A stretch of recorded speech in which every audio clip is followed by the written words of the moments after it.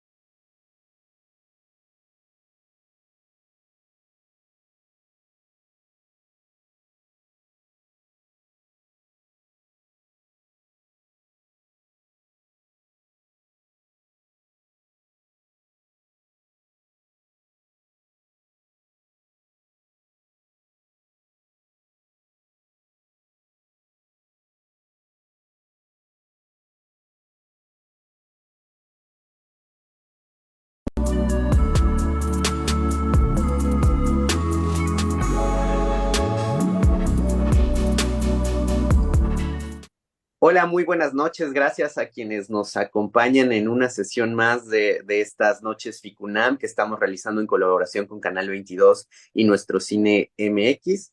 Gracias por unirse otro jueves más. Gracias por sintonizar ayer Parque Lenin a las 8 de la noche. Como saben, estamos pasando las películas de esta gira Ficunam que, bueno, pertenecen a realizadores, a realizadoras cuyas óperas primas formaron parte del festival todos los miércoles a las 8 de la noche por Canal 22. Sumérjanse en cuatro óperas primas, ya nada más queda una.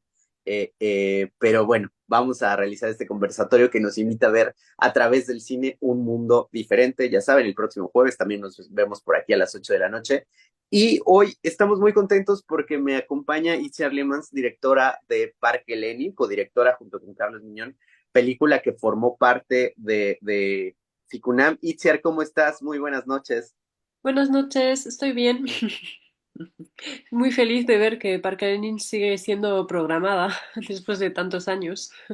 Gracias por compartirla con nosotros. Además, gracias por permitir que el público la vea. Quiero iniciar esta conversación, Itziar, preguntándote cómo surge la idea de Parque Lenin. ¿Qué te atrajo de esta historia de tres hermanos que lidian con el duelo desde lugares distintos? Bueno, el proceso de Parque Lenin fue muy largo, ¿no? Empecé a rodar cuando estaba en Cuba, en la ICTV, del 2009 al 2012, estudié en Cuba y, y en realidad la origen de todo es una amistad. Conocí a Antoine en primer año y empecé a visitarlo cada fin de semana y ahí conocí a Carlita, que era muy pequeña, entonces tenía 9 años y conocí a Yesuan, ¿no? Y antes de estudiar cine, eh, he estudiado foto fija y entonces empecé cada fin de semana a sacarles fotos, tanto a Antoine, que a Carla, que a Yesuan, y, y me parecían que eran súper carismáticos, ¿no? y en algún punto les pedí si estarían de acuerdo que viniera con una cámara y que empezara a filmarlos, ¿no? Y me dijeron que sí. Y entonces empiezo un poco nada más con una intuición, ¿no? Digo, creo que con esos tres personajes, con esa hermana pequeña y estos dos hermanos, con todo el contraste que hay entre ellos, uno es fanático de canto lírico, el otro de reggaetón, la niña es súper maja y tiene un sentido del humor incomparable y es carismática, los tres son súper bellos. Tenía una intuición de que había una peli, pero no sabía que me iba a traer a hablar de luto, porque en ese entonces la madre era viva, ¿no? Eh, y durante los 3 años que viví en Cuba, pues empecé a filmarlos así, regularmente. Y, y después de 3 años tenía un montón de material, pero cuando decidimos montar, es ahí que pido ayuda a Carlos Miñón y él tengo cantidad absurda de horas grabadas y empezamos a montar y al final teníamos un corto, ¿no? Que llamamos Parque Lenin y, y, y no quise quedarme en eso, dije, no, es que yo veo un largo y hay mucho más que contar, ¿no? Entonces entendí que sin metodología pues iba filmando cosas bonitas de la vida cotidiana, pero no había una trama narrativa, ¿no? Y entonces me puse a escribir y anoté todas las secuencias ideales que quisiera grabar, ¿no? Y ahí entramos en otra fase del proceso y entramos en una fase más guiada y fuimos a rodar. Para entonces Anton se había ido a Francia a vivir y entonces fuimos un mes a Francia a filmar Antoine y después nos regresamos a Cuba a filmar un mes a Carla y Yesuan. Entonces es un proceso muy largo. Filmamos en total sobre 5 años, ¿no? Y es por eso que hay como imágenes del pasado y por eso en montaje se dibujó eso de que iba a tener dos temporalidad. Las imágenes de archivo en mini DV que yo hice durante mis estudios y luego el presente, que eran como imágenes hechas con una 5D, creo, sí, una 5D, y, y nos vino bien marcar temporalidad, ¿no? El pasado en el que están juntos y luego el presente en el que están separados, ¿no? Y mientras tanto, pues hubo ese evento dramático de la muerte de la madre. Yo estaba en Cuba y las imágenes de archivos hay un montón que son justo después del entierro de la madre y, y bueno, voy a saltar a la última pregunta, creo, pero me preguntabas cuál es el poder del cine y en este caso estaban tan traumados de la muerte de la madre que era un tabú, ¿no? Nunca lo hablaban entre ellos. Y me di cuenta que gracias a la cámara lograban hablar de eso. Por ejemplo, yo, Yeshua nunca había hablado del tema con nadie y necesitaba hablar realmente. Y entonces empezó a hablar y hablar y hablar y vi que él usaba la cámara para hablar con Antoine, que no estaba, y con Carla, con quien no se atrevía a hablar de ese tema tan doloroso, ¿no? Entonces, a veces el cine documental puede ser eso, ¿no? Una herramienta para romper un tabú o para facilitar la comunicación entre tres personas que no logran comunicar, ¿no? Esto me parece particularmente interesante y quisiera ahondar un poquito en esto Ya, que nos cuentas del valor del cine documental, ok. porque además me parece interesante cómo en tu labor, dices, estudiaste cinefotografía, Ujú. eh, ¿cómo diseñas esta relación entre la cámara y los protagonistas para capturar esta intimidad sin invadirla, que es parte del proceso documental? Ajá. Bueno, siempre filmo con un 50 milímetros. Eso también vino con la experiencia. Es solamente porque a esa distancia me gustan las imágenes y logro filmar bien porque es la distancia ideal para captar lo que está ocurriendo, ¿no? Puedo escuchar bien a los personajes, puedo ver lo que están haciendo. He intentado filmar más lejos y no logro conectarme a lo que pasa, ¿no? Y en mi caso es la distancia y la óptica ideal. Entonces sí, es un poco cercano. Y luego me gusta también que coloque esa distancia, coloca el público muy cerca de los personajes, ¿no? Entras dentro de una intimidad y no te sales de ahí, ¿no?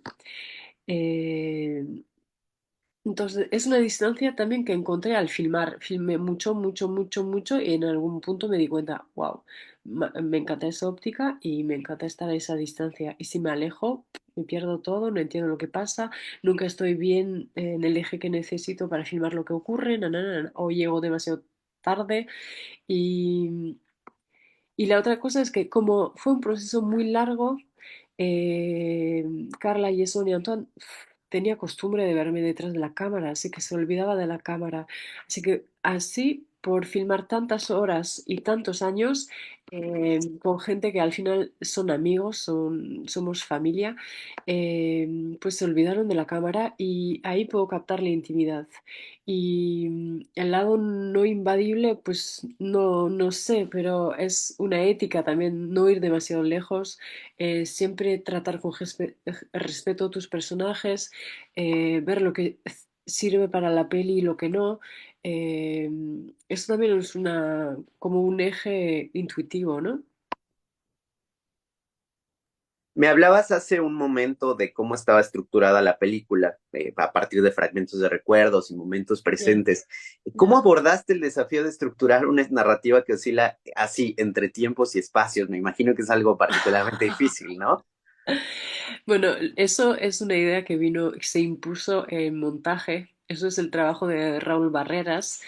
Em, en realidad había tanto material, hay que imaginarse, creo que había 150 horas, así que era muy loco. Y, y tuvimos que dividir en categorías, ¿no? Cotidianidad, no sé, había temas que se repetían mucho también.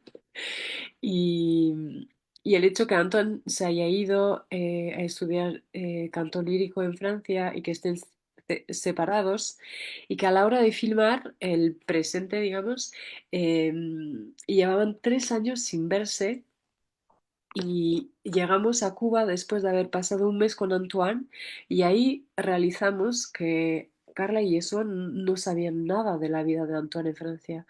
Antoine no había tenido la oportunidad de regresar y es una época en la cual no había internet en Cuba, no había wifi como hay hoy en día, entonces creo que se llamaban una vez al año era una llamada muy corta porque se escuchaba muy mal y entonces el realizar que son dos realidades y dos universos que no saben nada el uno del otro, me parecía tan fuerte que decidimos que simbólicamente iba a ser un montaje en paralelo de esos dos universos que no comunican y que no tienen ni idea de lo que el otro vive, ¿no?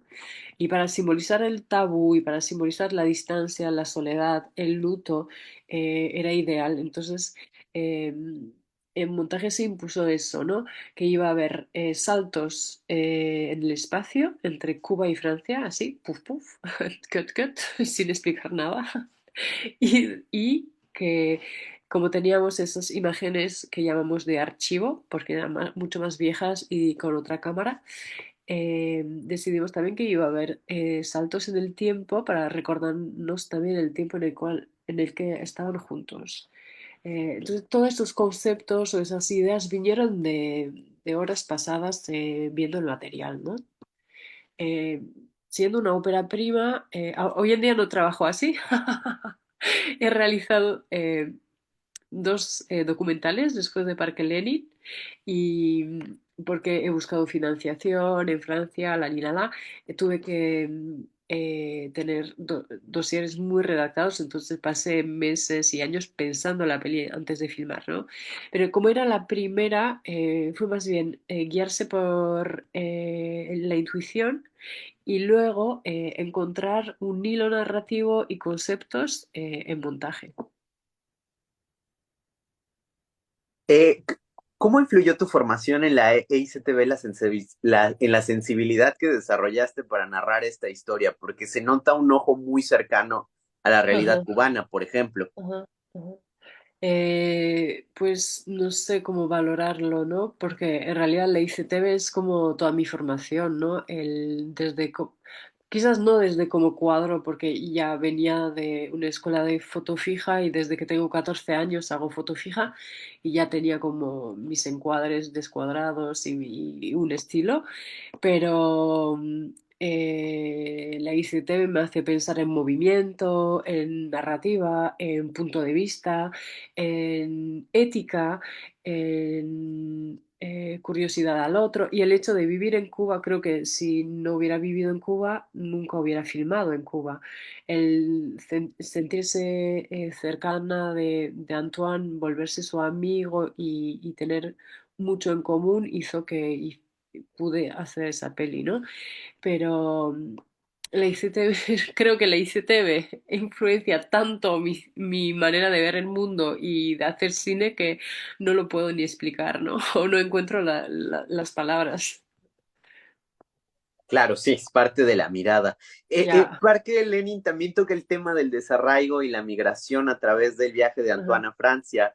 ajá. ¿Cómo crees que este contraste entre Cuba y Francia amplifica el impacto emocional de la historia? Bueno, el documental tiene como también un lado, el hacer una peli documental siempre va a ser muy arbitrario cuando vas a decidir filmar, ¿no? Pero yo filmo en el momento en el que él tiene que pasar un examen en París, ¿no? Y no logra, no lo cogen en el Conservatorio Superior de París. Entonces es como muy triste como momento, ¿no? Él se ha ido, sacrifica todo, no vive con sus hermanos y además no logra su meta, ¿no? Y, y no sé, fueron 3 semanas de rodaje o un mes y solo ocurrieron cosas como tristes, ¿no? Vamos a filmar el voleibol porque él hace deporte, pero yo no espero nada de eso, ¿no? Voy a ver qué pasa. Y veo como está presente por todos los lados el racismo ordinario francés, ¿no? Y voy a filmar una clase de canto y la profesora también tiene en lo que le dice un punto de racismo ordinario. Y se presenta a un examen y no lo cogen. Y entonces, ya que la situación de estar lejos de tu familia es difícil, ya que el tema central de la peli es el luto de una madre, ya que había todos esos elementos dramáticos, verse lo mal acogido que estaba en Francia, la soledad que había para Antoine en- por el ambiente frío general y distante de los franceses, pues sí, claro, viene a impactar aún más el tema de la peli, ¿no? Pero a lo mejor también es ahí que el documental tenía algo de arbitrario. Un mes después, Antoine pasó otro examen muy importante en el Conservatorio de Lyon y ahí lo seleccionaron, ¿no? Y él empezó a vivir en Lyon y fue completamente otra vida. Le encantaban sus profesores, se hizo amigos, nada. Quiero decir que si yo hubiera filmado la realidad de Antoine en Francia 6 meses después, en otras fechas, a lo mejor la peli no hubiera sido tan dramática y Antoine se hubiera visto como un tipo que corría detrás de un sueño que iba a alcanzar y eso hubiera dado esperanza, un poco de esperanza, ¿no? Pero por el momento de su vida que filmo, todo es muy dramático y todo viene a subrayar esa soledad y la dificultad de emigrar, ¿no? Itzer, quiero abrir la sesión de preguntas a algunas que nos llegan vía Instagram por acá. Mundo 7 nos dice, estando tan en boga el discurso de las nuevas masculinidades, hay ciertos momentos en la película como Yeshua quebrándose ante la cámara cuando habla de su hermano, la disidencia de Antoine. ¿Es algo que buscaste directamente o es algo que se dio en la película? hablar de nuevas masculinidades. Bueno, es de la, o sea, no quise hablar de nuevas masculinidades intencionalmente, pero sí el hecho que esos dos hermanos eran tan distintos, ¿no? Un hermano fanático de canto lírico, un hermano homosexual en un barrio cubano bastante machista, el otro hermano reggaetonero, no sé, eran como dos polos extremadamente contrastados y eso me encantó, ¿no? Porque a pesar de todo eso se aman, ¿no? Y aunque bueno, en la peli no hay mucha comunicación entre ellos, pero no sé, no era intencional hablar de nueva masculinidad, pero era presente desde el inicio como un punto que me interesaba, sí. Mary Glam nos pregunta por acá, ¿cómo ha resonado Parque Lenin con las audiencias, especialmente en contextos tan diferentes como Cuba y Europa? Bueno, en la peli hubo un éxito increíble. Viajó a más de 25 festivales en el mundo entero y la premier se hizo en Suiza, en Nyon, en Vision du Réel, en el Festival de Nyon. Y y cuando proyectaron la peli y estábamos ahí con Carlos, yo empecé a pensar, wow, esa gente no va a entender nada, esta realidad es tan lejana, ellos son blancos, ricos, europeos, ¿qué van a entender de eso? Además, el montaje es una loquera, estamos saltando de un lado al otro, no se entiende nada en temporalidad, en lugar, nunca se sabe dónde estamos. Y entonces empecé, eso va a ser un desastre. Y era la primera vez que compartíamos la peli con un público, ¿no? Y la sala estaba llenísima y afuera había gente frustrada por no haber podido entrar.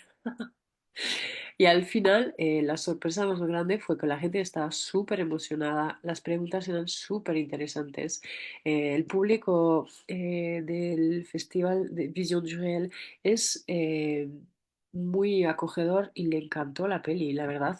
Y al final me di cuenta que todo el mundo se identifica con, o bueno, la gente o se identifica con Antoine, o se identifica con Yesuan, o se identifica con Carla. Y ahí es muy divertido, la gente pelea después de la peli a saber quién es el más, no sé qué, la gente va y se pelea, ¿no? Pero hay gente que dice, yo soy Yesuan, el que no se va, el que no traiciona a su país, el que se queda, el que cuida a la hermana, no, no, no, que tiene el papel del que se queda y que es y el otro dice, ¿cómo? No, yo soy el que va a la aventura, que busca su sueño, que sale de donde viene, que tiene ambición. No sé, la gente se apasiona, se identifica, que sea en Francia. Yo vi la peli en Suiza, en Francia, en España, en México, en países distintos y la gente entra de verdad. Nos pregunta Ana Cervera, ¿qué descubriste sobre la dinámica de recuerdos y vínculos familiares mientras hacías el documental? Bueno, yo viajé mucho y cuando filmaba pues vivía en Cuba y lo que descubrí es que sentía una culpabilidad muy grande de haber vivido y de haber dejado a mis dos pequeñas hermanas. Que nada que ver con un contexto de luto, mis padres están vivos, pero bueno, temas familiares en los cuales no quiero entrar, pero sí, descubrí que llevaba dentro de mí una culpabilidad tan fuerte como Antoine mirando hacia mi familia, ¿no? Nos pregunta Fab Quintero, siendo esta tu ópera prima como realizadora, ¿qué aprendizaje te dejó como directora? Wow, pues aprendí todo, ¿no? Es la primera vez que haces algo, pues para empezar, aunque cuando miras a tu alrededor todo es filmable, todo es lindo, yo podría filmar horas, la cotidianidad me encanta, la repetición también, me parece que hay magia en cosas muy pequeñas, aunque eso es realidad, para hacer una peli tienes que elegir un eje, ¿no? Porque si no vas a acumular una cantidad de material que nunca usarás, porque una peli al final es un tiempo corto. Aunque hay gente haciendo pelis de 5 horas, ¿eh? Pero aún así 5 horas no es nada en comparación a todo lo que puedes filmar en un día. Así que lo que aprendí es eso, tener una idea más o menos del eje narrativo que quieres desarrollar. Itziar, muchas gracias por tu tiempo. Estamos llegando al final Sí, de esta conversación. Gracias por gracias. prestarnos Parque Lenin para el disfrute de las De audiencias. nada. Y, Gracias a y, ti. y pues nada, de nuevo, muchas gracias y a quienes nos sintonizan, nos vemos el próximo jueves a las 8 de la noche aquí en Instagram. Ya saben, miércoles a las 8 de la noche en Canal 22.2, Bosque de Niebla, última película de nuestro ciclo la próxima semana. Itziar, otra vez, muchas gracias. De nada, gracias a ti.